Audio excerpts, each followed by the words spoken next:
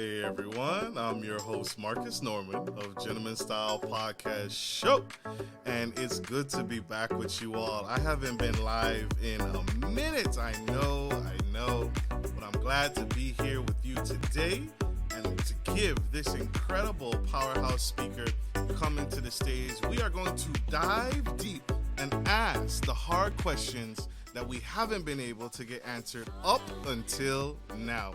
You won't want to miss 1 second of what this powerhouse speaker has to say. Here we go.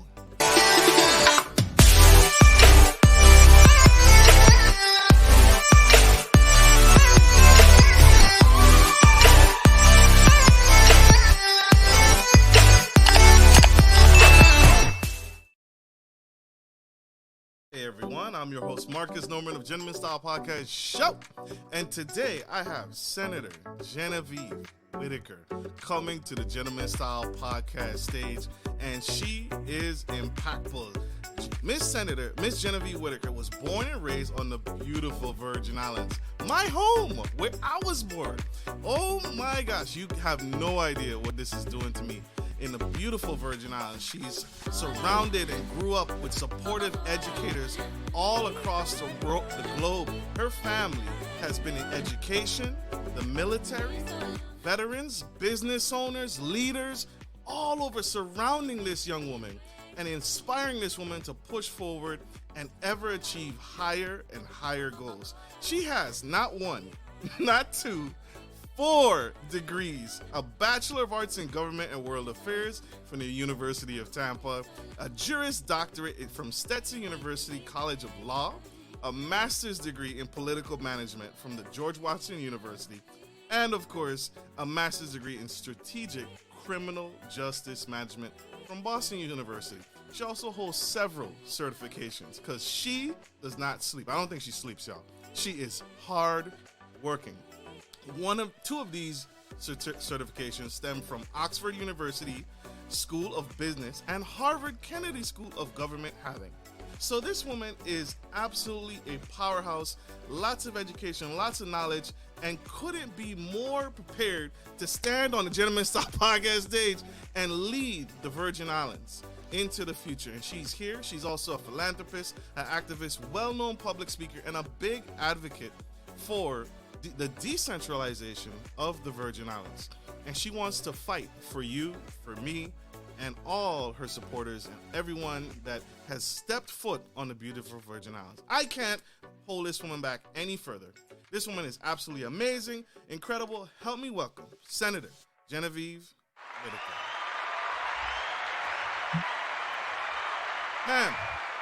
Ma'am, you're huge. What in the world? What introduction. You do not sleep. How? Where do you find the time for all of this?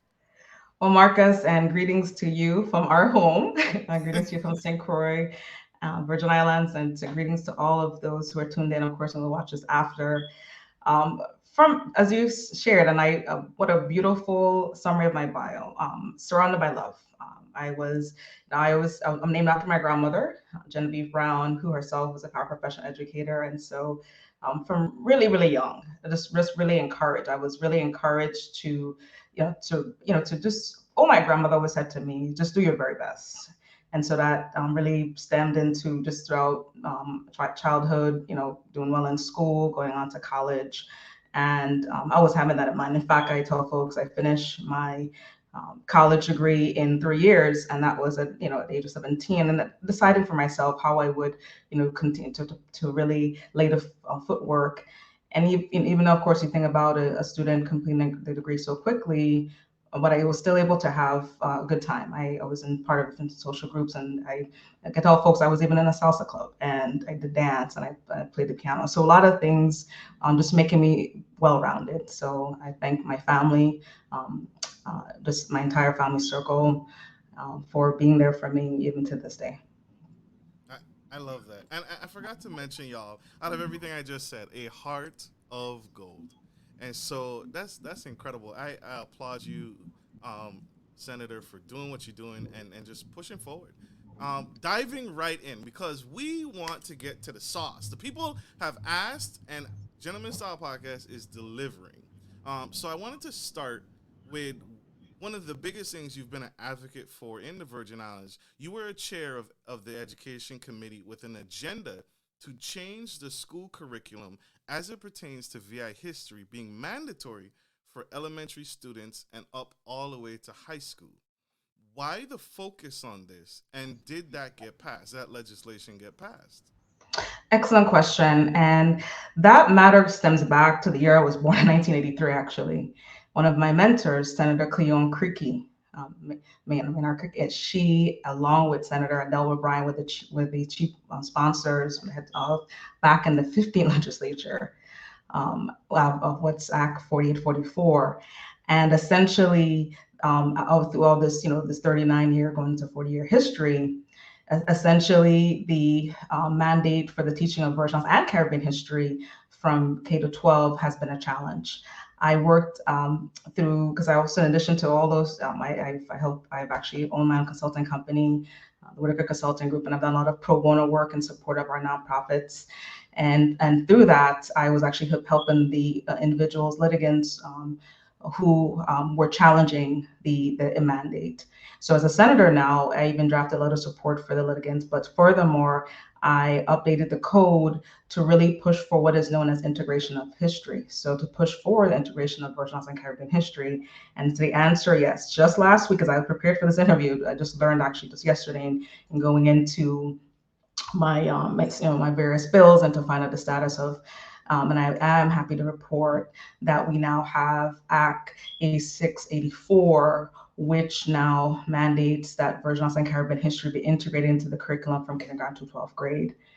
And so it did in fact pass. The governor signed it last week. And so the next step is yes. And I really appreciate those claps because there was some opposition to it. And Marcus, in crafting legislation, it was not done in a vacuum.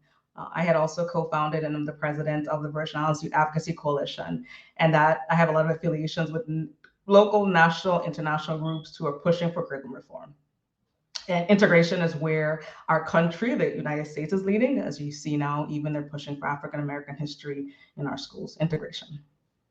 So very significant, very important, and congratulations again. Another round of applause, y'all. That's big that we focus on our history, because if we don't look at our history, we can get a clear indication on what we want to do and what we don't want to repeat history. That's very important. So congratulations again, Senator. Thank you, and thank you for all, and thank you for I thank my elders, especially Senators Adele O'Brien and Cleon Creaky, who are still alive, for for their vision and foresight, and I'm standing on their shoulders and other individuals who push this forward. Absolutely. What else did you want to accomplish? What else is on your I want to say bucket list, but else is on the list? Any other legislation that you'd like to get passed? Great, and just to highlight, I actually crafted the most amount of education legislation because one of the things I was focusing on was curriculum reform. So I am working with senators in the 35th legislature, especially those who first worked with me in the 34th. I was pushing for marine environmental science, from kindergarten to 12th grade, not necessarily integration, but the teaching of it from even as preschool eventually. And I also pushed for school accountability, getting our parents and students and administrators more involved with the annual effort to present what is known as a school accountability report to the legislature. And these are all bills, Marcus and listeners, that both even the media joined in pushing against me. But we would have, for the entire time of the legislature, and especially in the early parts of our legislatures, right, Marcus, they made several amendments and updates to the curriculum, and this is done throughout the United States. This is done throughout the world. So what was telling for me, Marcus, was my colleagues push against that, right? The media joining, which is why history is so important to be taught, because within history, that is identity, but that is also understanding civics, which would also make those understand the importance of what I was trying to do. And there were others as well, bilingualism. And so, and then in terms of what I am pushing for as my platform, I always push for economic development. legislation to help our small businesses to remove various barriers. Act number 8559, which was actually sponsored by Senator Donna Fred Gregory and the 34th Senate President. And within that legislation was one of my bills I was preempted on, concerning removing a barrier for our small business owners to be able to participate in the economic development program. Naturopathic medicine, I really believe in that. There was an amendment to a law that was passed in 2000 and essentially 2001, and essentially my measure worked to update and to update the code, so to provide a pathway for that type of care, because our law actually didn't speak to a lot of the new guidelines and so on that's required, as well as establishing a naturopathic board. Unfortunately, as I learned also in preparing for this interview and learned, just last week, the governor signed, he actually did veto my naturopathic board legislation bill, but I was successful months back in the passage of the expansion of naturopathic medicine. Also, this support of our elderly and disabled was establishing what's known as the Disability Integration Unit. I worked really well with Senator Blyden on that one, and we were successful in the last session. And so that was a recent measure that was passed and signed last week by the governor. And there are others, and that I will continue to work on. When we speak about, and I also want to make a point to Marcus before we go on, that one of the measures that I pushed for was the repeal of a matter involving a zoning change in the West End and in the area of Prosperity. And it's the Rum Distillery Repeal Act, which I was successful in passing 8614, and that was because of my fervent concern in the manner that it was done. But I think the people of the Frederickson have endured enough. They went through so much through back in 2001, and with the whole issue of the emissions stemming from Woodland Train. Even they also said it was attributed to some of our basically our waste system, and so there were some issues also which involved the Waste Management Authority that impacted the West. And so so it was really, it's really, and I was also encouraged everyone to go to GenevieveWhitaker.com, and you can go to legislations, and there you'll find I have several measures that I pushed for, and we'll continue to update as we update the latest set that was approved by the governor. So much more work to be done. Much more work. Yes, a lot more work to be done.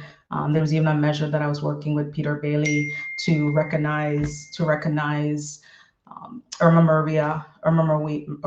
Maria Week.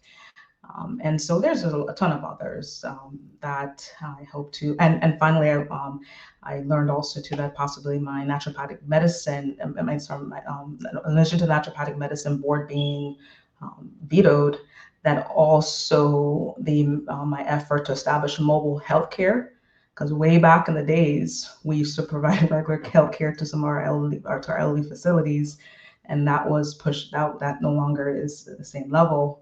And one of the individuals I'm seeking to honor, Mrs. Jacqueline Greenwich Payne, who's an EMS, her and I really pushed and championed that effort for her to have an actual unit, but also furthermore for us to expand the mobile healthcare, and sadly that may have been vetoed as well. So that's something that I hope to continue to push for. Absolutely. Ms. Genevieve Whitaker, y'all.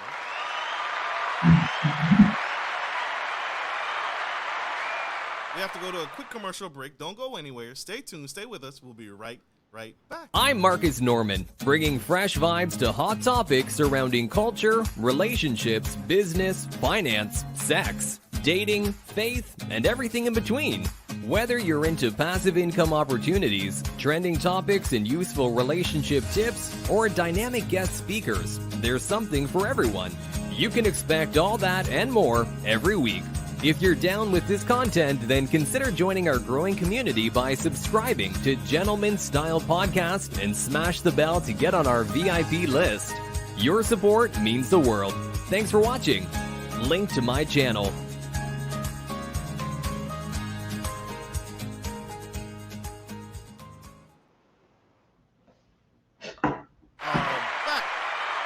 to the Gentleman Style Podcast Show, and we have the incredible Senator Genevieve Whitaker on the show today, and she's helped spilling the tea. We broke down where she's come and where she's grown up, what she's currently doing, and where she has to go. If you missed any of that, go back, scroll back, and check her out. She is a true force of nature. And one of the bills that Ms. Whitaker, you mentioned that you're interested in getting passed, deals with mobile medical services. But the thing that sticks out, the Department of Licensing where does the Virgin Islands stand when it comes to making significant progress in other areas and rebuilding other infrastructure like the hospitals and the schools and other things when federal funding has been provided? Where is the move and the push for those things as well? Great questions. And so I'm going to start off with the schools, and I definitely want to let you know that the impediments to the rebuilding of our schools has a lot to do with our FEMA relationship. Marcus, you're familiar with Katrina, correct? Correct. Hurricane Katrina and impact on New Orleans. That was terrible. Yes. So the FEMA we knew who were supposed to help the people of New Orleans is the same FEMA today. So there's really little to no change. I would definitely argue, and I submit to say that the Department of Education has gone through a very long journey of the process. And so I myself had meetings with the FEMA director, along with the Office of Disaster Recovery Director, and all that. That was all part of my efforts to get to the answers. Why I held several hearings and had all those internal meetings. There were numerous. By the time my first week in office, I had already engaged with the Commissioner of Education then. And then all around this time, I already had worked on completing my school tours, and then my hearing would be like in next week, and that was back in 2021. So with that is now we do in fact have the framework. In other words, the Department of Education has put in all the plans, everything, and we will have our first school to be built is going to be the Arthur Richards Junior High School. And that is slated, set to be built, and then the other schools will be continue to be built after. And it really is about our federal relations, and that's why we have continue to work with our Congresswoman Plaskett to see how we could overcome these because when you talk about schools and the broken nature of schools, you would hope for a much quicker turnaround process by way of rebuilding. And so I really have faith in the current commissioner, Commissioner Wells. I do foresee continuing, because she was actually in the position, the person who did all those various public assistance grant, all those grants through FEMA for the Department of Education. And I give you an example. When we did one of the tours, it was revealed that FEMA even had pushed back on their planning for our schools being brought up to ADA standards. So there's a lot of issues. The hospital now. That has gone through so many, iterations. When I went on the tour, when I was in the 34th, and when I went on the hospital a few different times, another time was actually the morgue crisis that we faced. I went there with that effort regarding the state of the morgue. But with the rebuilding of the hospital overall, it's again through that laborious, process with the federal government. And so that really goes to skill development and capacity building, but also to our federal relations, kind of some of these barriers to our success. And the housing authority. We have the Virgin Islands Housing Finance Authority that has all of the community development block grant. They are the ones that fiduciaries for that. And I was very disappointed actually that in the case of workforce development, most of the money was given to one provider who, as we speak right now, is looking for employees to just assist with that. But instead of the money really being directed to our school system, our career and education system, where the money would have been better spent, and even would have helped our small business owners, where we would provide funding to them in the apprenticeship space. And so those kind of things are happening as well, where we have the money, we've spent it.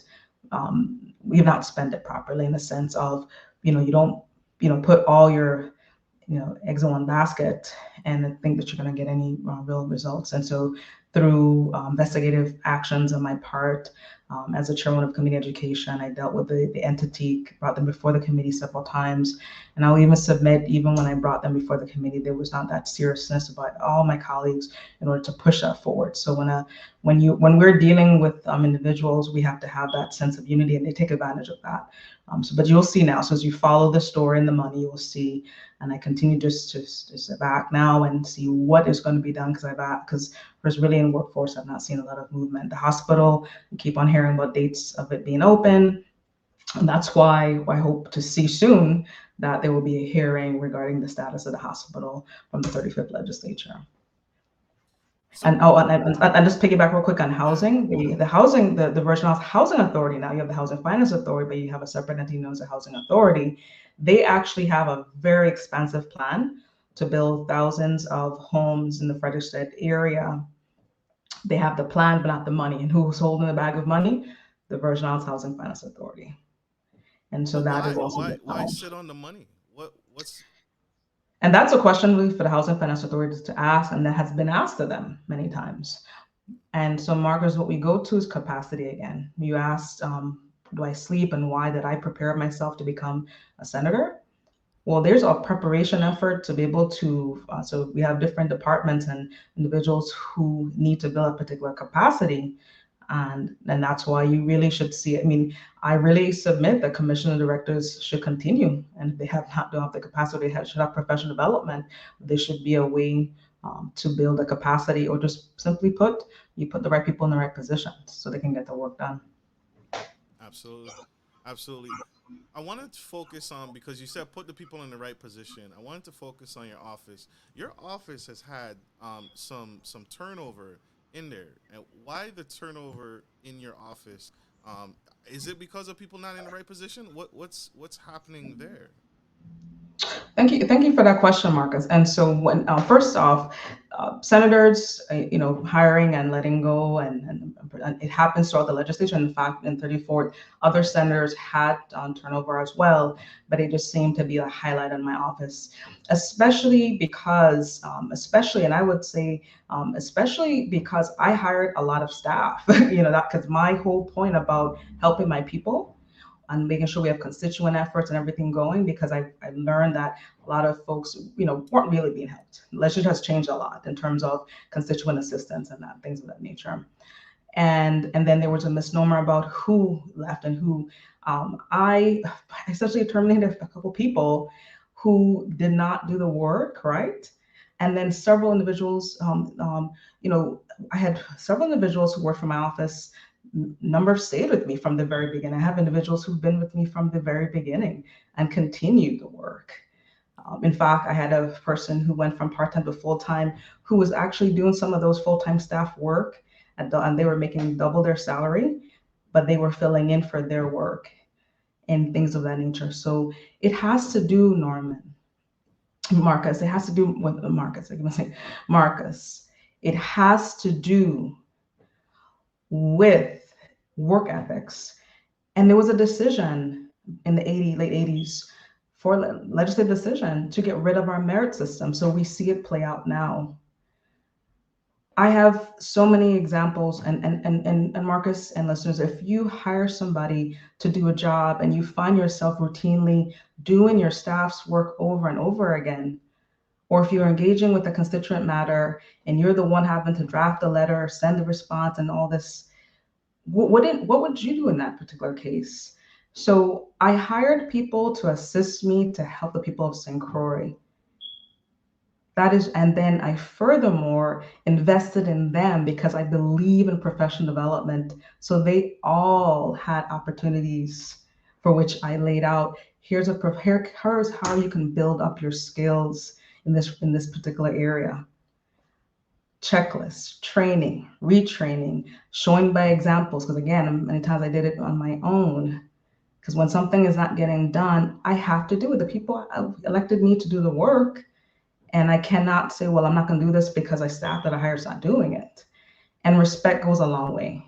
And I take that very seriously. And so really and truly, as I explained to them, because a lot of them were also of the younger generation, my generation is a millennial, I explained to them and gave them examples of when I was a legislative staffer and how you interact with the center. How do you help and how you be a part? And then some, decide, well, I no, I can't dedicate any time after hours, or I can't dedicate extra time to help any constituents because, and it's because of lack of understanding. So we have to raise the bar for what it is to be a legislative assistant. And I love the fact, and Marcus, I'll give you a good example. One of the organizations that's dedicated to staff development, which is known as, which is a National Conference of State Legislators. My staff was the only legislative staff to attend that particular conference, where they learned about the day in the life of staffers, being a staffer, and what it is, and hearing from senators and so on, and really getting a sense of what it is. So my biggest effort is to restore the level of capacity, restore the level of assistance to constituents. Knowing how to work on legislation is to build capacity. We are going in a direction where we're just slowly destroying ourselves, and who hurts are the very constituents that elect us. Because when the work doesn't get done, and you don't have the right people to do the work, we all suffer.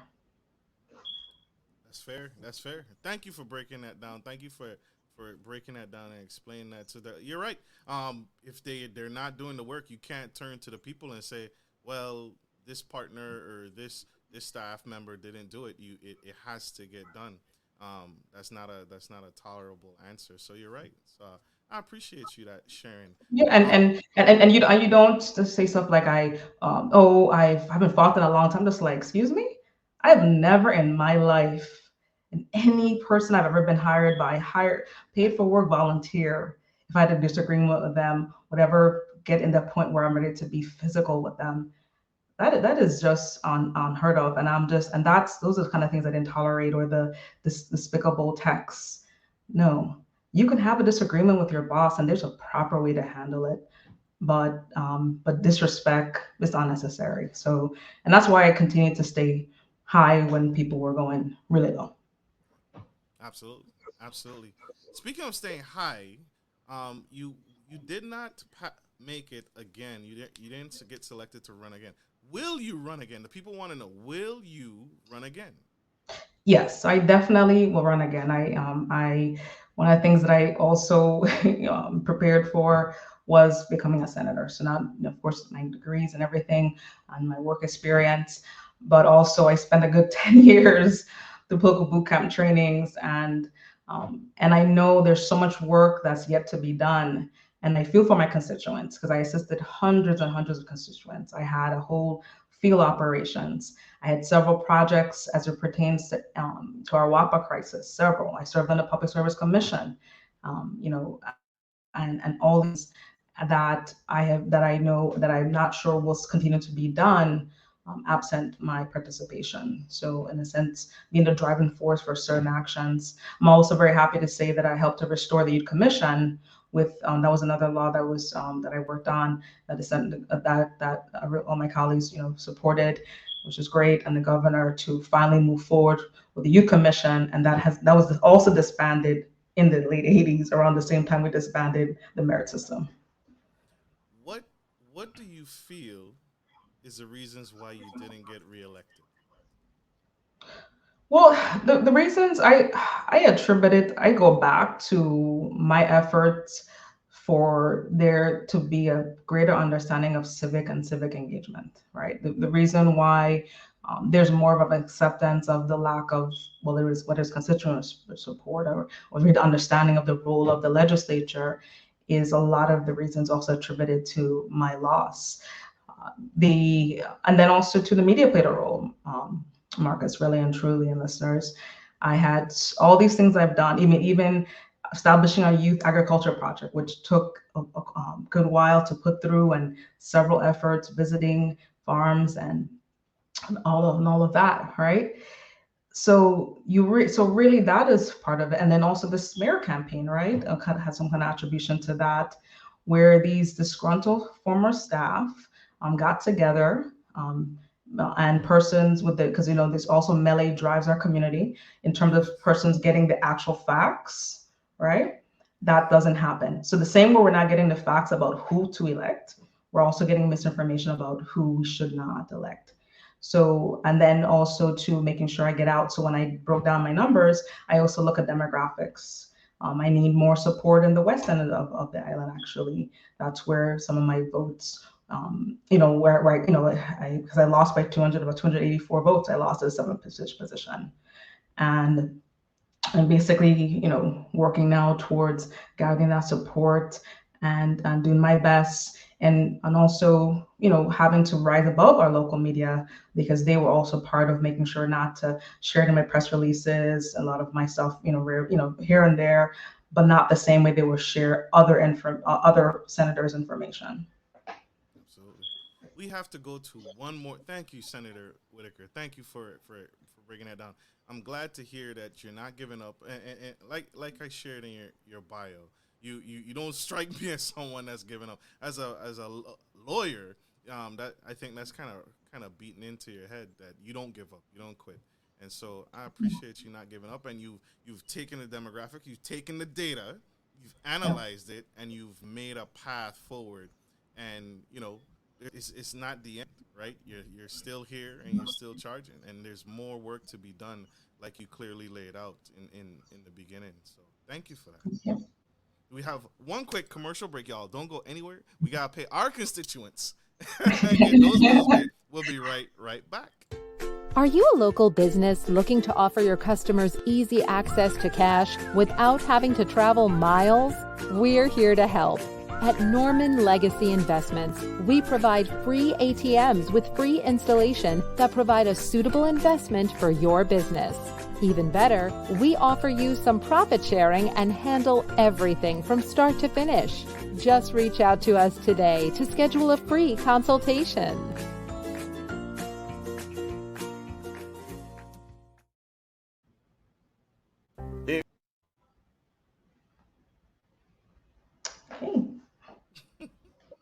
We are back, y'all, to the Gentleman Style Podcast Show. We have Senator Genevieve Whitaker on the Gentleman Style Podcast Show, and she's breaking down her current run from story to where we are today.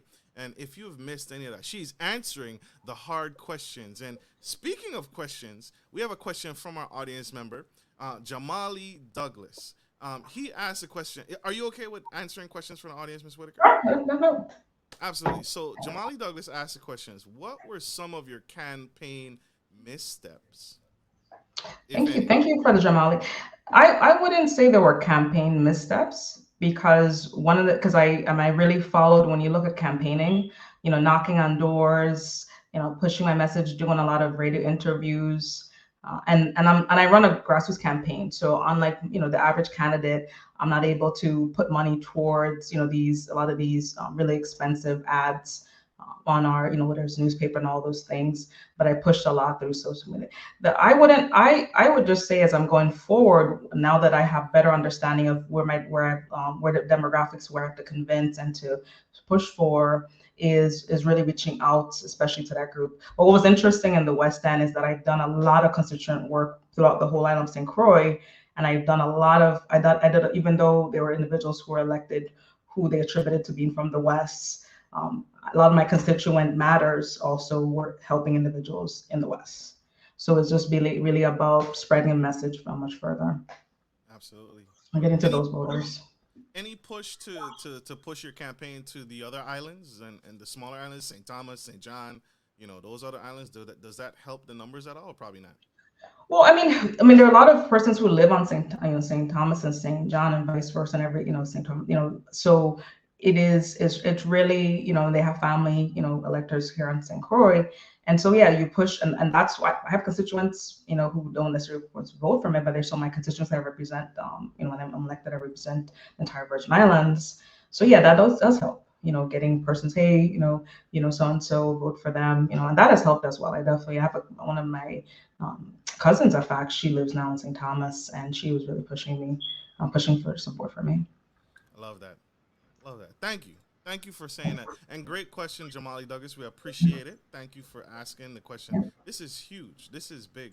I want to talk to I want to address another question that I was able to panel up and work up from people who currently reside in the Virgin Islands, because I'm in Virginia. Y'all, I haven't been home in a minute, but I miss home. I'm coming home, I promise. One day, eventually. I need to come home. I need to come home.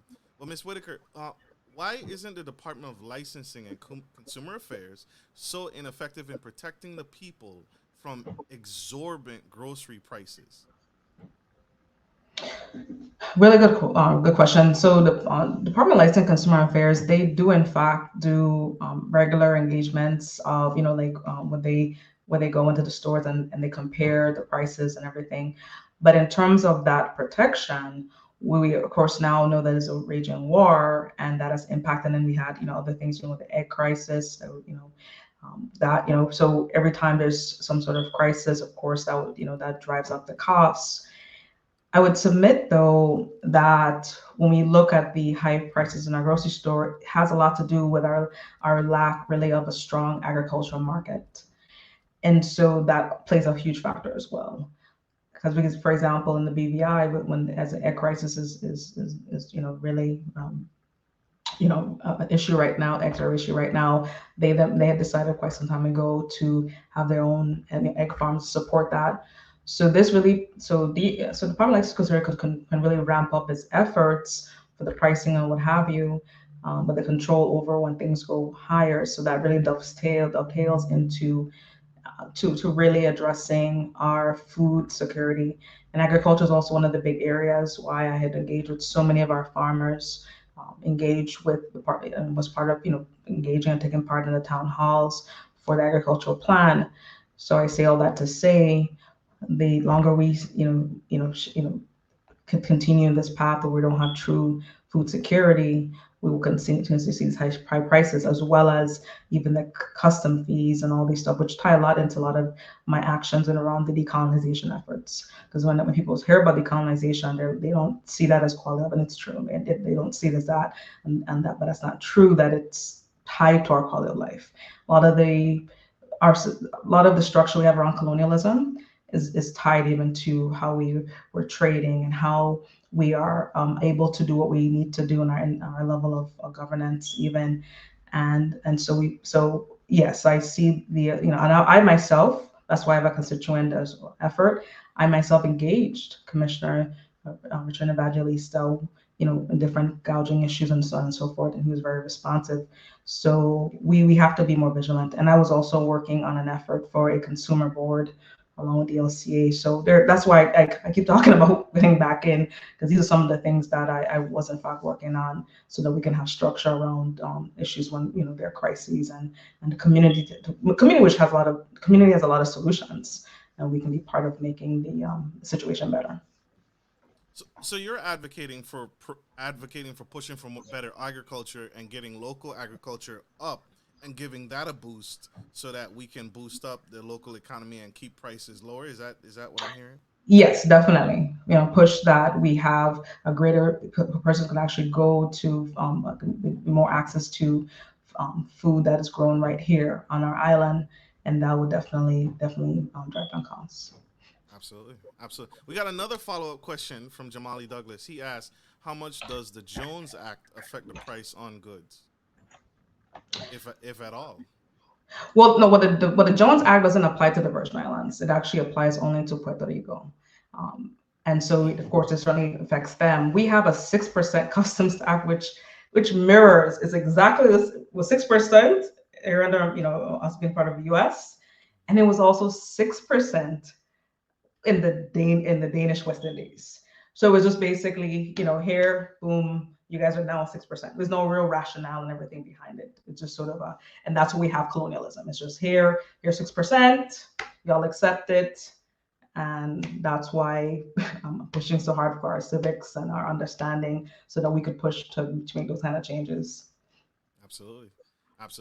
I love this. This is incredible, and this is what we need to hear the truth, right? Because there's so many rumors. You said it earlier that we love melee, right? I love melee in high school. That was kind of it was very prominent, and the easiest way is to put out negative press, right? Yeah. Hold back the good press and then put out the negative press to kind of override and fix that. So great question, Jamali Douglas. Great, he's on fire today. I don't know what got into him. He had some coffee. But this is good. He asked No, the question excellent again. questions. If your goal is to help the Virgin Islands as a whole, why is there such a distinction between help for one side or the other? Yeah. Well, I guess is he talking about? I don't know if he's talking about St. Croix versus St. Thomas, St. John, because that's something that has loomed a lot. I don't know if he means that, and if he's speaking to that, I guess you could respond as he's listening. One of the things that I'm very much involved in unifying the Virgin Islands. My youth organization, the Virgin Islands Youth Advocates Coalition, was literally put together. Main co-founders are from St. Croix, but the beginnings are all made up of Virgin Islands youth who are excelling. There's some who've come back, some who live away, and so I believe fervently in equality and equity. And that's why I'm also fortunate actually to have support. I have supporters and mentors, some of our great past leaders as well, who are from the entire Virgin Islands. And so my biggest thing is unifying. I'm a big promoter of unity. And Not that's why, and separating. yeah, I don't believe, we all have our constituent base. We all have our individual issues. We have our island-based issues that the different islands experience. For example, we need hotels on St. Croix.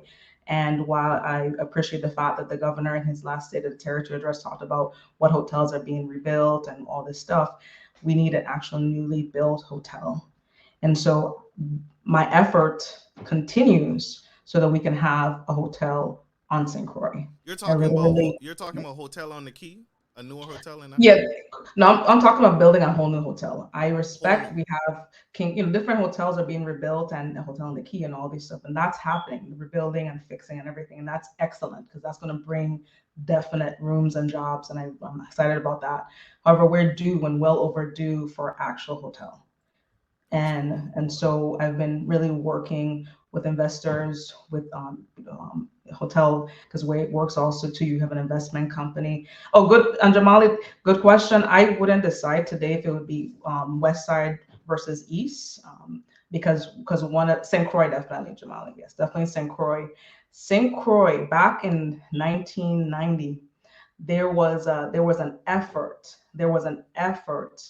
And a law passed to look at the equity between the island districts, right? About the matter of hotel development. And you have really and truly, you have way more hotel development in St. Thomas than you do in St. Croix. And there's even an effort right now for the National Park Service to approve the redevelopment of Canoe Bay and St. John, a hotel chain, a hotel company rather, who has not had to pay taxes on their land for many, many, many years. And so on St. Croix, we are well overdue for a hotel. And with that, I am going to continue that effort even outside of the legislature and with them as well in the case when it comes for any kind of legislative mandates. To balance the equity between both islands? Correct. To balance equity and to push for economic development in that particular space. What caused it in the first place? How did we get so far off course? And definitely political leadership, absolutely political leadership. You have to have a governor, legislature, senators, a community, right? There has to be that right assembly. And for whatever reason, through the years, one has been favored over the other. And also too, because we really refuse to move forward our land and water use plan through the Department of Natural Planning and Natural Resources, we've kind of been building helter-skelters, throughout the Virgin Islands. Absolutely. Ms. Whitaker, my question, what major milestone, because I want to push towards what we have accomplished and what we have achieved. What major milestones has this current administration achieved in the past 4 years? Well, definitely there's been some huge areas. For example, our government employees retirement system. The governor, we worked along with the Governor Bryan, and members of the 34th. We had a subcommittee on GRS that we've kind of staved off. We've a few years to extend the life of GRS, and so that was a huge win. The other areas I would submit to in terms of the administration, I really, what I definitely see in the area of apprenticeships, I really commend the governor for moving forward with assisting our youth in, opportunities to get into the government. I would submit, however, though, without the merit system which I'm not gonna give up on that. Without a merit system, we're also gonna prepare our young people for a really bad pathway. Because because it's also what we're teaching our young people is sort of, the concept about working but with a system without merit, and that's really problematic. That can really set that up. The other items I've seen huge wins in, gains. Just what I submit is there's some things that I wish to see more of. I can say that under his administration, there's been a more active workforce development board in the areas of, and some of his departments definitely have every still have improvements. Look at BMV. That was really great. How now going from hours and waiting or what have you to a few minutes, so things of that nature. So a lot of different things I could see as accomplishments and just improving government operations. Absolutely. Absolutely. Miss Whitaker, this has been an epic episode. What advice would you give to my audience? What books do you read? What's a book that you recommend everyone purchase to kind of get their head in the game? Well, thank you for that, Norman. And actually, the book that I would recommend, and I thought about this as I was preparing, this book right here, The New Jim Crow: Mass Incarceration in the Age of Color Blindness by Michelle Alexander. And the reason why I chose this particular book, which actually I cry through, as I cry through Selma, the movie Selma, which I finally watched. The reason why I mentioned this, Marcus, is because when we think about a lot of our young people, and even people not very young either, have somehow forgotten that the fight for us as people of color, we're continuing this fight. And there's some people who live their whole lives, even after slavery, and they were denied the right to vote, a basic fundamental right that we've been fighting for. One of the bills I pushed for was a resolution to end this insular cases, to stop this mistreatment of us as Virgin Islanders, and creating all these barriers to our economic, our social and political development. Is that we have to raise the understanding of history, raise the understanding of oppression, and use us as a tool, as a catapult to move us forward as a people. And the right that I encourage folks, like I said, to watch the movie Selma, but definitely watch that movie as well. And there's also one more book that I would suggest as well. There's another book I would suggest, and this particular book really to help you. And let me make sure I had let me pull it up. This book now, it's about, and the title is really a catchy title, because with this book now, let me pull it up. I want to give the full title because I call it the badass book. So it's the full name. It's You Are a Badass: How to Stop Doubting Your Greatness and Start Living an Awesome Life by Jen Sincero. So You Are a Badass: How to Stop Doubting Your Greatness and Start Living an Awesome Life by Jen Sincero. So definitely a good read as well. And you could even listen to the audio version if you're busy. Love it. So. That's what I love about this show. I get to take notes, and I get to rewatch my own show, and that was really good. You have a 13-year-old son, Senator. Yeah. Well, he's 14 now. Yeah, he's 14 now. 14. Now. Yeah, 14 now. Time flies when you're having fun. Right? Yes. Off to college. What advice, nuggets, tips would you give to him, that young boy, that young girl out in the audience who wants to be an agent for change and make a positive impact in the Virgin Islands? What would you say to her right now? Thank you. Well, to my own son and to all the children and to any young woman, also young girl, and who pursue political office, I'll say to you, go pursue your passions, prepare yourself. And it's a humbling thing to give back. It's a humbling thing to serve your people. And the biggest thing you have to do this is with love for your community. And that's something that I was raised with, and I encourage that. So continue to, as young people, to shine through, prepare yourself, and be your best self. And so that's what I will say. Yes. Love it. Love it. Love it. Thank you, Senator. Thank you for making time for us today. Thank you for being on the Gentleman Style Podcast show. How can we connect with you? How can we learn more? How can we continue on and connect with you and grow with you? Because the train has left the station, but it's not over yet. How can we connect? Well, Marcus, I encourage everyone to definitely please subscribe to my website. That's GenevieveWhitaker.com. Thank you very much. I've been pushing it, so thank you very much. Subscribe. I am on all the social platforms. I'm even on TikTok as of late. So yes, Twitter, Pinterest, just all over. I'm even on Snapchat. Like I joke with my son. I say, yeah, I'm snapping too. And so just, please do. And I really encourage, especially my website, because that's where I'll continue to provide updates and also social media. That's Senator Whitaker. I do have also a campaign page as well. That's Friends and Supporters for Genevieve Whitaker, which I have separated from my Senate work. So thank you. And my email address also too that I'm sharing now. And I will also share my email address, and that's sent. So I have, of course, now my legislative email is closed. Now my new email address I'm sharing. You can hit me up at senatorwhitaker@gmail.com. That's where I'm filtering all of my constituent concerns at senatorwhitaker@gmail.com. And you can send a message there. And I look forward to being in touch with you.